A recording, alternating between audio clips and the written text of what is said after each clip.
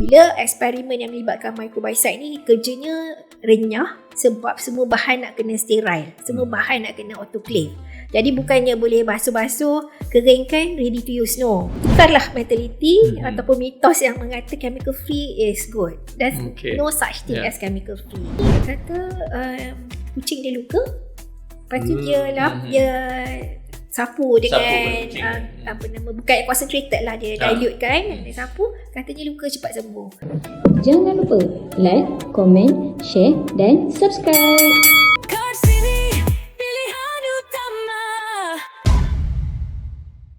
Terima kasih.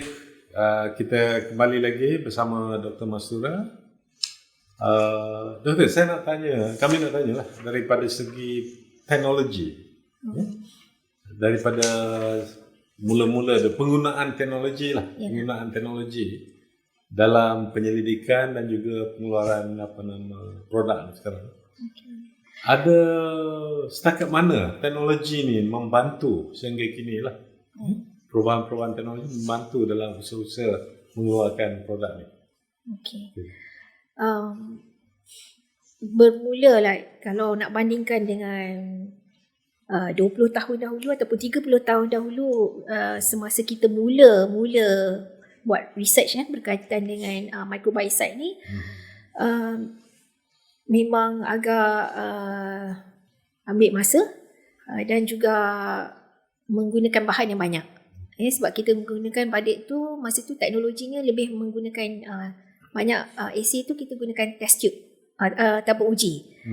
Kan, jadi tabung uji tu katakan paling-paling kena letak 5 mil barulah you nampak kan, dia punya adalah, kalau you letak 1 mil bawah dia tabung uji tu, jadi tak nampak. Maksudnya kena menggunakan bahan yang banyak lah, research material kena, sampel pun kena banyak, bagai-bagai. Lepas tu kita mula menggunakan title plate. Title plate ni piring micro title lah dalam bahasa Malaysianya. Dia macam sekeping piring macam tu, tapi ada lubang-lubang, ada 96 telaga dia panggil. Telaga yang ada dasar lah, bukannya telaga yang loose macam tu. So maksudnya satu title plate tu mewakili 96 test tube yang dahulu. Jadi daripada 5 mil, setiap telaga tu dah maksimumnya 300 microlit atau 250 microlit. Jadi maksudnya kita penggunaan bahan kita tu kita dah boleh rendahkan, dan dari segi kerja pun dah tidaklah labor intensif sebab nak basuh test tube. Bila eksperimen yang melibatkan microbicide ni kerjanya renyah sebab semua bahan nak kena sterile, semua bahan nak kena autoclave. Jadi bukannya boleh basuh-basuh, keringkan, ready to use. No. Basuh, keringkan dan you kena sterilize supaya bila kita buat ujian tu tadi, kalau yang hidup tu betul-betul makhluk yang memang kita nak bekerja tu, yang kita nak target tu, bukannya orang-orang lain, bukannya makhluk lain kan. Jadi dari segi tu satu, so kita jimatkan tenaga buruh, jimatkan bahan research, sampel-sampel juga. Sebab ada masanya sampel ni bila dah chemist tolong fractionate ke apa benda tu, kita dapat sampel yang sangat sedikit kan. Jadi bila sedikit tu, kadang-kadang waktu timbang tu, kalau boleh nak bernafas pun takut, sebab takut terbersin. Dia kan, katakanlah serbuk, dalam bentuk serbuk, takut terbersin dan benda tu ni. Sampai tu extend lah, kalau untuk material yang sangat-sangat limited tu kan. Dan you jangan cuba-cuba nak minta lagi dengan chemist untuk dapatkan benda tu. Tak tahu berapa gantang solvent yang mereka telah gunakan, berapa lama yang mereka dah invest untuk dapatkan kita material tu. Jadi you jangan macam-macam nak hilangkan lah sebab terbatuk lah, whatever. No, memang bermusuh nanti dengan mereka. So itu satu. Yang kedua dari segi penggunaan masa. Yang tu bagi saya lebih kepada kreativiti lah. Jadi kadang-kadang kata orang, bila ada masalah, itulah sebenarnya peluang untuk tambah baik. Ada satu masa tu, bila kita nak tahu boleh bunuh ke tidak, satu cerita. Tapi kalau boleh bunuh ni, kalau yang tak bunuh ni tadi, adakah berlaku kecederaan? Ataupun dia tak mati tapi dia pengsan sahaja kan. Itu antara benda yang kita nak tahu lah bila kita kaji bahan mana yang kita nak bangunkan tu. Jadi kaedahnya untuk benda macam ni, dia mengambil masa 4 hari. Satu eksperimen tu 4 hari. Saya memang tak sabarlah sebab bila 4 hari untuk dapat satu keputusan tu, tiba-tiba public holiday, katakan hari Khamis. Ya ampun, memang minggu tu tak payah buat. So saya pun fikir-fikir macam manalah agaknya saya nak dapatkan benda tu, tapi nak pendekkan masa. Macam mana kita nak memendekkan masa kan? Sebab eksperimen, kalaulah katakan dia punya protokol tu 24 jam, silalah patuh 24 jam. Tak acinya 12 jam kecuali you nak menipu diri sendiri. Macam tu kan? Dia sangat strict macam tu. Jadinya saya fikir-fikir, okey, adalah satu teknologi tu digunakan untuk cytotoxicity, untuk eksperimen yang lain. Tapi bila fikir-fikir, kenapa tidak kita adopt kaedah tu tadi untuk lihat permasalahan kita ni tadi. Alhamdulillah kita cuba and then kita verify balik beberapa kali, it works. So maksudnya saya berjaya menjimatkan daripada 48 jam tu ke 36 jam. Kan? Jadi itulah bagi saya sebagai, kadang-kadang masalah adalah opportunities that comes in workload. Kan? Masalah ada di situ untuk kita take up dan cuba improve. Kan? So itu sebenarnya bagi saya satu, mungkin dah ada orang lain yang buat, tapi sebab kita perasan kita yang pertama kali buat kan, jadi kita sangat berpuas hati.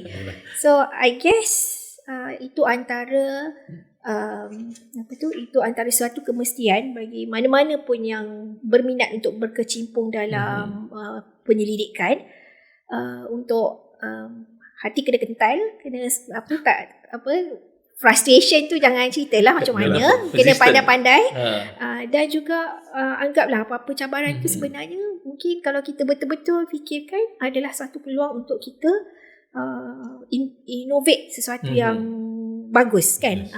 Innovate tak semestinya produk baru, it could be kaedah baru, kita pendekkan masa. So all those things, little things sangat-sangat inilah perlu sebenarnya. Okey doktor, so dari sudut teknologi, apa perkara penting yang pengguna perlu tahu ketika memilih produk berasas herba, dan apa mitos atau salah faham lah yang doktor selalu jumpa, especially pasal herbal kan? Adalah kita punya legacy traditional medicine punya mitos.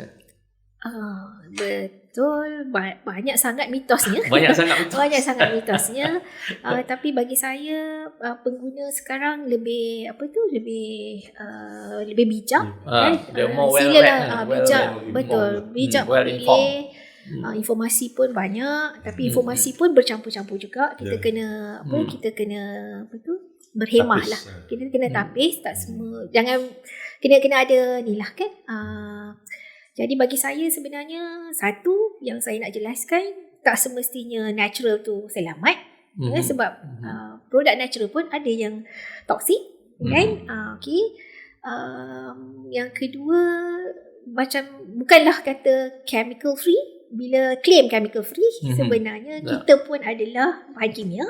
Kita punya bahan baku DNA, deoxyribonucleic acid. Air pun H2O kan. Jadi kita tak nak sebenarnya adalah bahan kimia yang berbahaya. Dan you tak boleh nak lari daripada bahan kimia. Semua benda pun kita sendiri pun adalah bahan kimia. Jadi tukarlah mentality ataupun mitos yang mengata chemical free is good. There's no such thing as chemical free. Itu satu. Yang kedua, rajin-rajinlah membaca ingredient kan. Lepas tu, dan juga keep up dengan informasi terkini daripada Kementerian Kesihatan. Katakan ada bahan-bahan terlarang ke apa benda tu, kita kena selalu aware lah. Apa-apa kena cakna betul. Dan kalau sesuatu produk tu macam too good to be true, skin whitening dalam masa 24 jam, there must be something yang tak ni lah kan. Jadi apa-apa pun safety, kalau katakan produk, tak kira lah natural product ke tidak pun, quality, safety, efficacy. Quality tu dia kena konsisten, dia kena kan, antara batch dengan batch. Janganlah batch kali pertama tu bagus, yang kedua tu dah tak bagus kan. Tak boleh macam tu. Quality, herba ataupun bahan aktif, katakanlah bahan aktif tu daripada herba. So herba tu mesti dia autentikasi. Kalau katakan asal tu daripada misai kucing, kenalah betul-betul lah itu misai kucing, bukan misai lain-lain. Kan? So benda tu kena, yelah, nama saintifik tu sangat penting, sebab bila guna nama lokal sahaja, mungkin ada 2-3 nama untuk satu benda yang sama, ataupun mungkin satu nama untuk 2-3 benda yang berbeza. So that's why penggunaan vernacular sangat tak digalakkan. Jadi kalau kata bila buat iklan ke apa benda kata jambu apa benda ke, cuba dapatkan apa nama saintifik tu. Betul.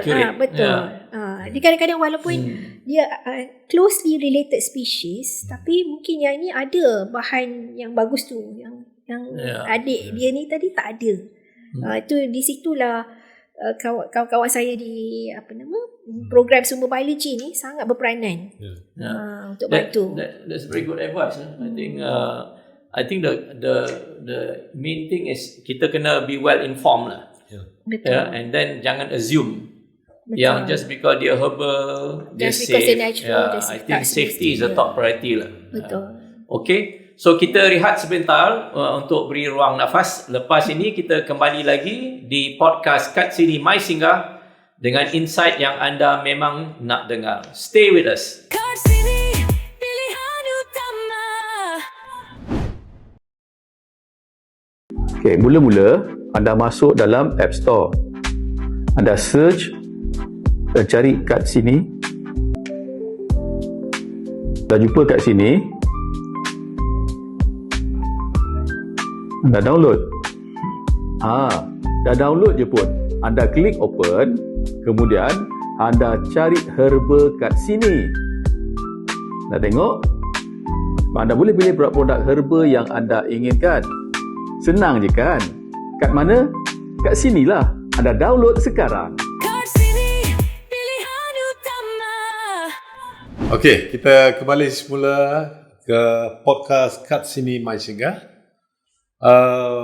Cik Sukran, mungkin ada soalan yang... Ya, doktor. So daripada perspektif pengguna, kenapa pilih produk Sira? Okay. What is the main selling point? Saya sendiri sebagai pengguna. Jadi bagi saya lah, pengguna perlulah bijak memilih produk-produk yang mereka akan gunakan, ya. Dan apa pun dari segi aspek kualiti, keselamatan dan keberkesanan tu seharusnya menjadi sesuatu yang sangat dititik beratkan lah, ya. Dalam dunia moden ni, apa pun kita perlulah jadi pengguna yang bijak, ya. Bukan sahaja memilih sesuatu yang nampak gah, tapi gah tu mestilah disandarkan atas dasar kekuatan produk tu sendiri, Tidak cukup setakat nak dakwa boleh buat ini, boleh buat itu, tapi manakah agaknya data-data yang menyokong dari aspek tu.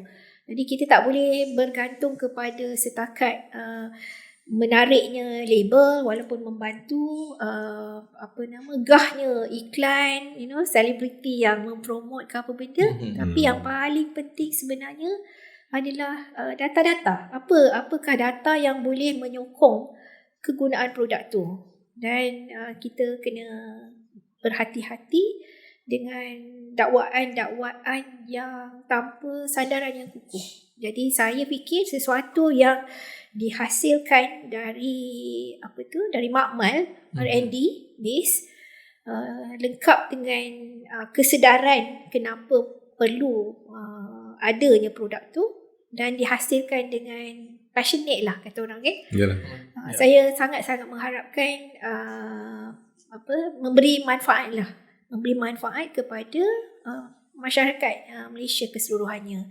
Ya mungkin ada produk yang hampir sebegini di Malaysia, tapi boleh katakan semua itu adalah imported. Kita tak ada yang local made yang saya kira boleh sama tahap dengan produk rangkaian produk Sera. So following that tu lah, maknanya Sera pun ada global aspiration juga lah. Tim rakan komersial Sera sebenarnya sangat aktif mempromot dan mereka baru saja 3 minggu lepas balik daripada Dubai.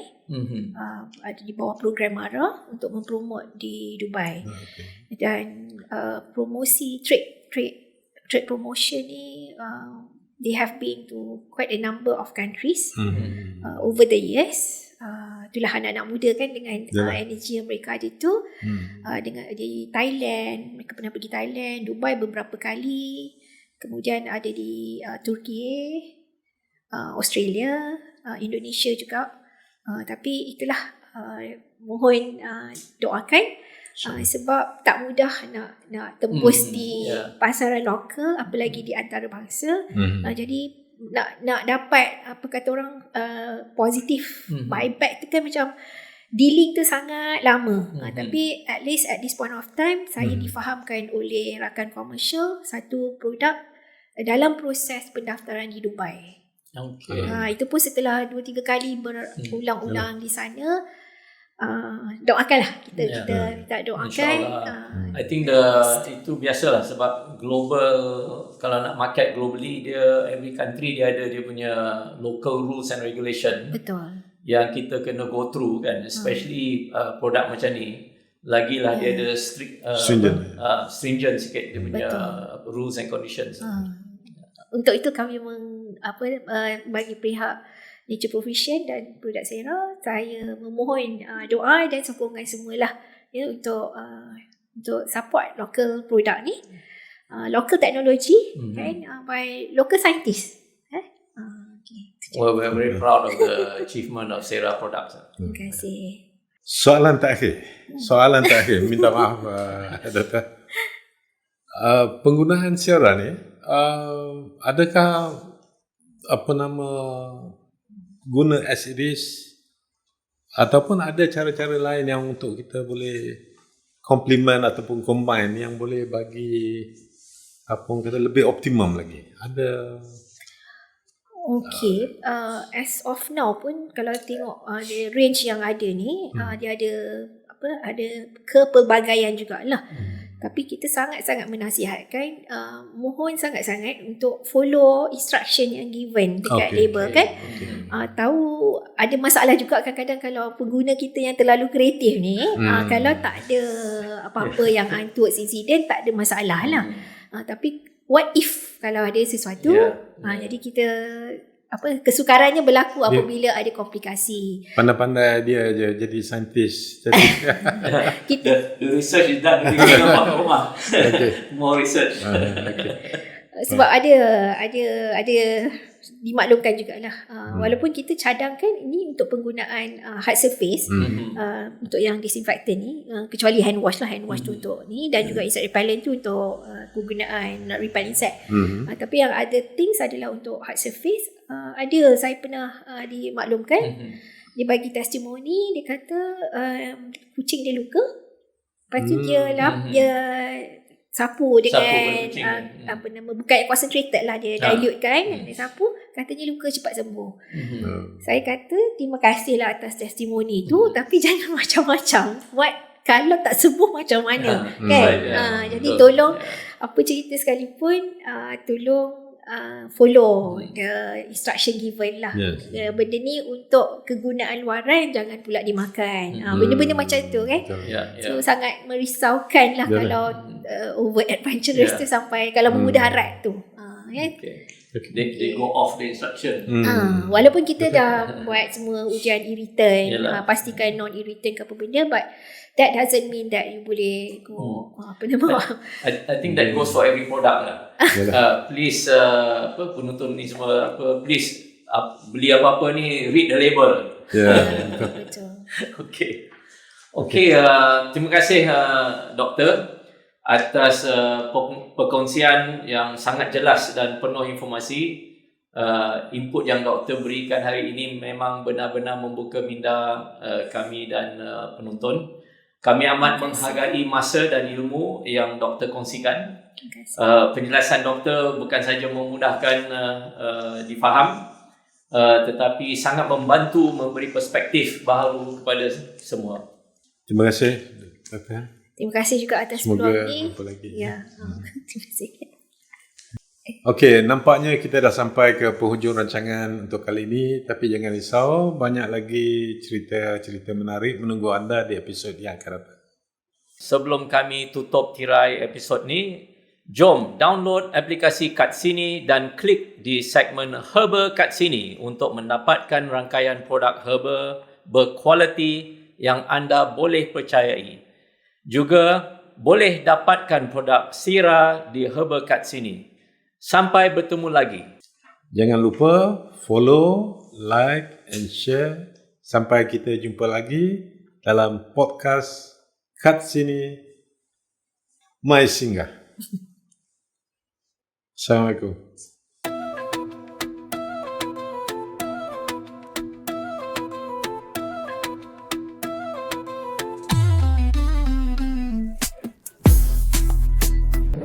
Jangan lupa like, komen, share dan subscribe.